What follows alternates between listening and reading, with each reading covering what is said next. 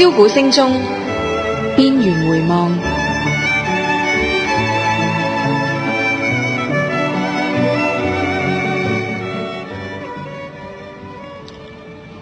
即係今日同大家講個冇咁難堪嘅問題啦嘛，都幾難堪，不過就係即係大家都想高興啲嘅問題，就係關於結婚嘅問題啦。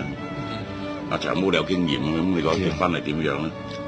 結婚係喺好少嘅選擇之下正式簽一個合約，即係你唔可以唔簽個合約，唔簽個合約。你係被逼嘅嗰陣嘅感覺係？我覺得係應該簽合約啦，咁樣，因為我嘅你 O 人哋嘢，即係咁樣。係啊，我前妻偏埋感情上咧，即係話係啊，啱，絕對啱。咁就如果你唔信呢個合約簽咗咧，我覺得後遺性好大。如果你唔信嗰之後，真係唔好簽。應該應斷當斷。其實結唔結婚都唔係一個問題，即係當你有咗一個承擔嘅時候，其實嗰張約係冇乜意思。當然，嗰張約係令到解約嗰陣時好辛苦啦。其實感情嘅嘢其實點係個約啊，即係唔係嗰個婚書。但係如果簽個婚書嘅時候咧，就令到嗰種傷害啊或者麻煩係擴大咗，就咁解。即係我結過2次婚啦，咁第2次就唔講得嘅，即係咁樣，因為我個老婆仲喺度。即係話咧，即係可以即係講緊第1次，但係基本上如果係結婚咧，就係2個可能性啦，即係實際上即係用一種 classify 嘅方法，即係2個可能性。第一個，你當時愛得好犀利，你好有嗰個 urge 結婚，啱唔啱？第二咧，你就為咗想結婚而結婚，即係咁樣。你一係為咗愛而結婚，一係就為咗結婚而結婚，即係不離呢2個 probability。咁即係我咁講咯。如果你係為咗結婚而結婚嘅話咧，你應該喺60歲之後做嘅事咯。60歲後你就好需要為咗結婚而結婚。即係好似阿姐咁樣。係啊，其實你係要人哋，但係要一個伴去照顧你啊嘛。即係嗰個大家有 commitment lock 埋一齊啊嘛。即係我都話啦，我拉姨都話，如果佢最後冇結婚，而家80幾歲，即係嗰啲日子唔知點過嘅，其實係。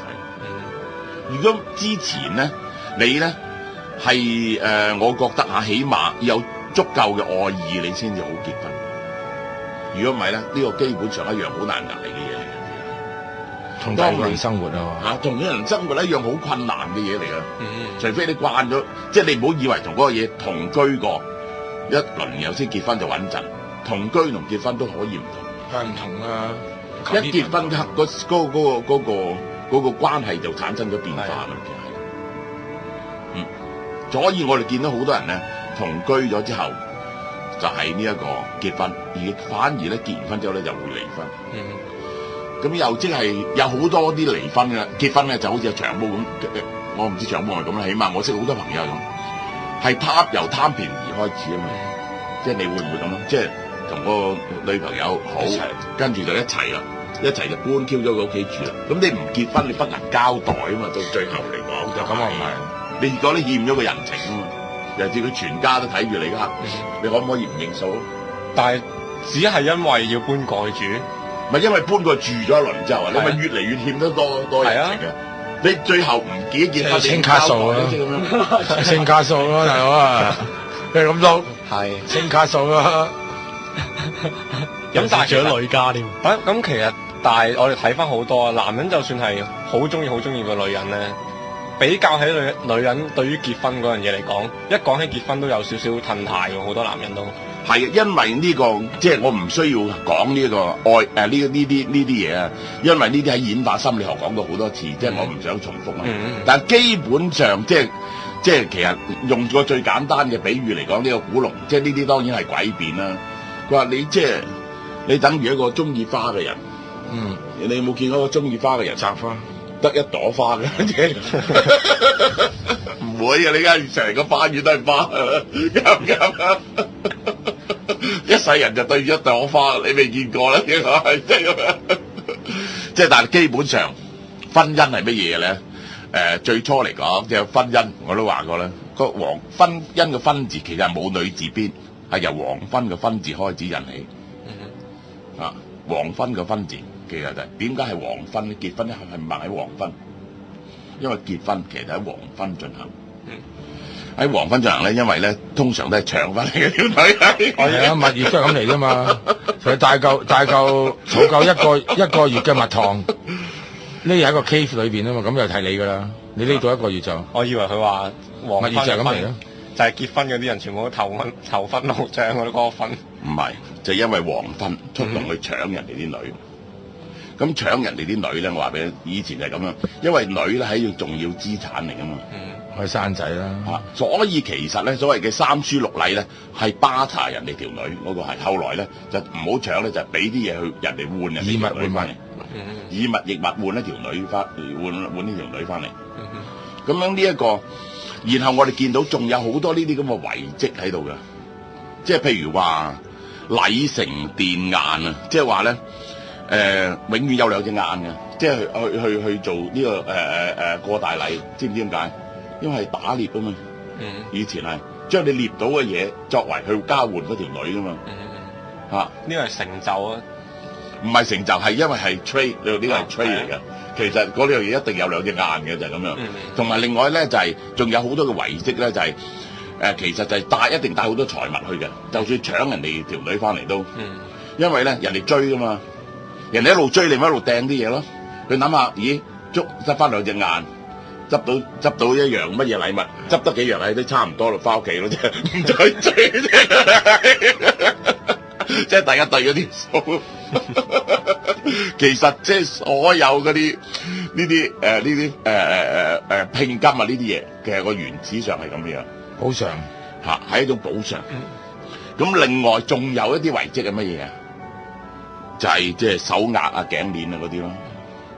嗰啲係咩嘢嚟㗎？嗰啲係情。鎖住啲女嘅，鎖住。你捉咗條女翻嚟，佢會走噶嘛？佢係以前係要鎖住喺屋企，養熟咗佢，跟住放翻咗你話要生個仔先，你知唔知啊？跟住唔捨得個仔咪唔走得咯，你明唔明啊？所以要鎖一啲自己嘅，其實係。咁呢個就係講，即係從民族方向講。咁就演化心理學方面，大家講過。其實我哋唔用一個固定一啲嘅關係，人係乜嘢咧？人係基本上係一種溫和嘅一夫多妻動物，呢個係無可置疑嘅。但呢個係輪到大猩猩，由大猩猩時代開始數起，去到有咗文化之後咧，就係主要係偽裝一夫一妻制。而家我哋係好明白，個一夫一妻制咧係扮嘅。你知唔知啊？如果唔辦嘅一夫一妻制咧，個社會就唔會有個和諧，即係有好多人咧就永遠擼勾冇老婆，個社會嘅不穩定性咧係非常強。我哋咧就偽裝係一夫一妻制，而暗中咧就嗰啲有錢嘅有勢力嘅咧就唔止一夫一妻，或者咧斷續性一夫一妻，不停咧休咗個老婆，又娶嗰個18、19歲嘅，你明唔明啊？咁樣下層咧就 at least 唔會將個不公平擺到上好表面啊嘛。如果個徹底嘅一夫一妻制，個個最有錢嗰啲個娶10幾個老婆，後邊30-40% 人都冇老婆嘅，咁呢個社會冇辦法唔動亂喎，呢個社會冇辦法長期唔動亂喎，其實係。咁所以我哋人類社會，你見到所有文明，佢基本上大部分都係扮一夫一妻，起碼大部分人啦，除非極有勢力嘅，即係你將佢分咗階級，好似印度咁就得啦。土王咁呢個就勾咗嚕，因為土王嘅數目有限啊嘛，唔係話你知唔知土王嘅數目係有限啊嘛，即係某個 class 嘅人規定咗係準嘅，咁佢哋覺得唔會係咁絕望咯，即係咁樣係。如果唔係呢個，其實轉成一種假扮嘅一夫一妻制，就係有文明之後嘅產物，而因為有文明之後，人類就係住喺一個更加